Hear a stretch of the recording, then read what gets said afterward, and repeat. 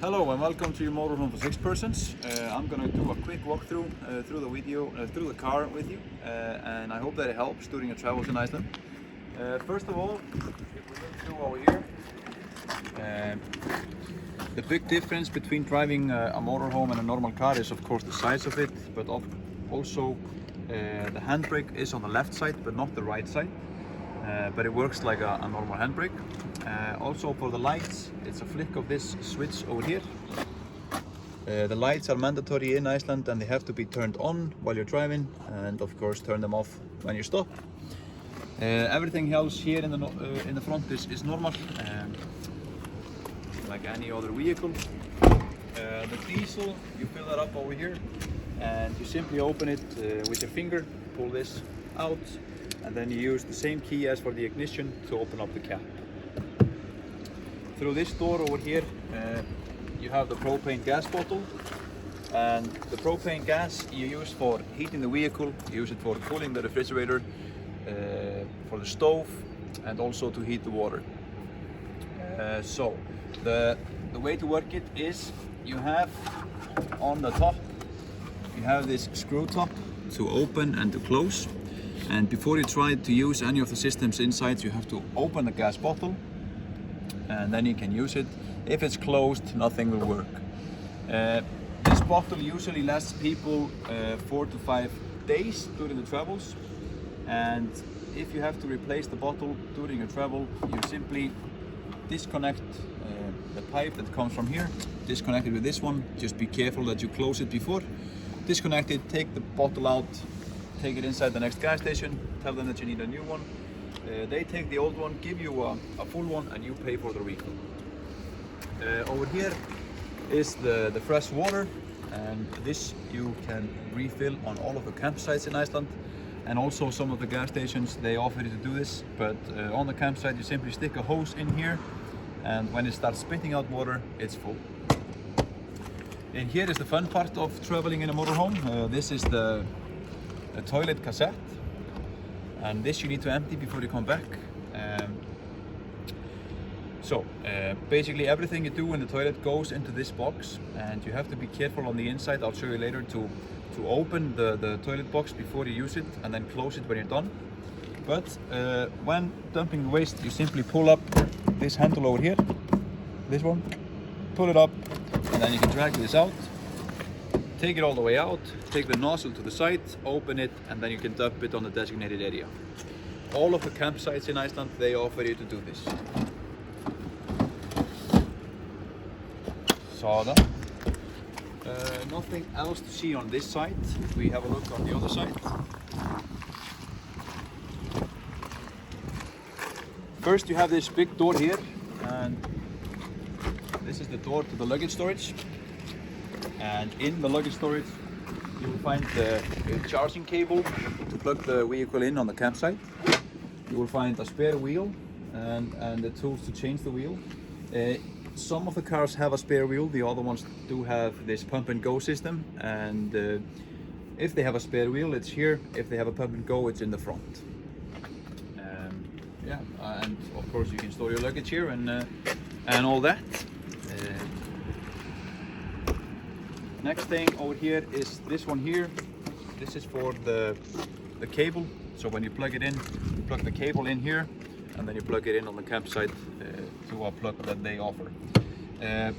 Take note that the normal EU plugs inside the vehicle, they only work to charge your phones and stuff when the car is plugged in through the cable. Through the door over here, I want to show you.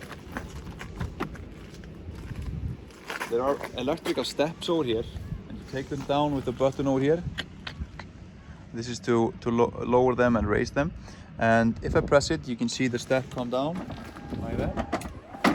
And then I can walk inside, of course. But before you drive, be very careful that you take the step in, otherwise you'll knock it off. Okay, let's have a look inside the vehicle. There are plenty of things to show you there. First thing I want to show you is the control panel here. This is the control panel for the electricity inside the vehicle. And this button over here, this is simply on and off. So on, upwards, off, downwards. This button here, if you press upwards, it shows you the status on battery number 1, and if I press downwards, it shows me the status on battery number 2. And then the third button over here, if I press upwards, it shows me the status on the fresh water, and if I press downwards, it shows me the status on the gray water, which is the wastewater from the sink and the shower. Next to that is the heating control, and the heating control needs the propane bottle to be open to be able to function. And the way to operate it, it's simply, you have these two circles, this one here with the gray slashes in it, and then the inner circle, the black one over here. And the inner circle has a leverage in it, and with the inner circle you control what you're doing. And if I take it down once to this flame symbol over here, that means I'm heating the car on the inside, and as you can see, it's on level 5, and I can control the level with the outer circle. If I take it 2 times down to the flame and the 60 degrees, that means I'm heating the car on the inside, and I'm also heating the water to 60 degrees. And going back to 0 and going upwards to 40, this one here, or 60, this one here. This is only heating the water to either 40 degrees or 60 degrees. Quite simple, but just remember that you have to have the propane bottle open before you try to use this. Next thing I want to show you is here. It's the stove, and this also needs the propane bottle to be open. And the way to use this is you simply press down the button until you hear the rustle, and then you can ignite it either with a flash or with a lighter that is provided in your kitchen set. Next to the stove you have here a sink, and the faucet is here. You have all these buttons here to control the lights, and these are the plugs that I was talking about earlier. They only work when the car is plugged in on the campsite through the cable, so they don't burn on the battery. Next thing is the refrigerator, which is located over here, and you can make it cold with 3 sources. You can make it cold with propane, battery, and the plug-in. So you simply turn it on with the black button over here, and then you can see it lights up. Right now it's on propane on level 5. This one also has the automatic function, so it controls itself which function to use depending on what it has. If I want to change it, I simply press this button here, then I can change it over to the plug or the cable, and you see that it's blinking, and that's because it's not working because the car is not plugged in. Press it again, I can go over to the battery, same thing, it flashes because it's not working, because the engine is not running. The engine needs to be running to have it on the battery function. And next to that is the propane function, and of course if you have the automatic function on your car, use that, that's the best. And this button here controls the level 1, 2, 3, 4, 5, 5 being the coldest. And in a minute, if everything's okay, this will turn off, and it'll be a green light on the black button over here to indicate that like you see right now, everything's off here, but there's a light on here to show you that the refrigerator is working. So I'll turn this off all the way, and you have both a freezer and a refrigerator and a freezer. Back here is a double bed to sleep in, and you will have, if you order the bed linens, you will have them in here.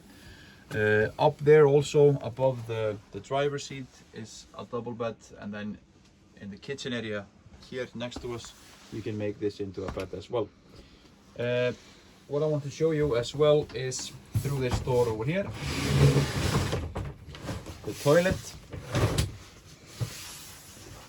This toilet works like a normal toilet. The only difference is that you have to open and close it like I showed you, just so that your waste goes into the toilet. And to do that is this handle over here on the side, and you simply drag it to open it, and then drag it towards you to close it. And you will see in the bottom of the toilet this leverage there, you can see when it opens and when it closes. And be very careful that you open it before you use the toilet, otherwise your waste will build up here and start leaking to the floor, and that's not nice. The flusher is over here, the blue button, and you have a sink over here.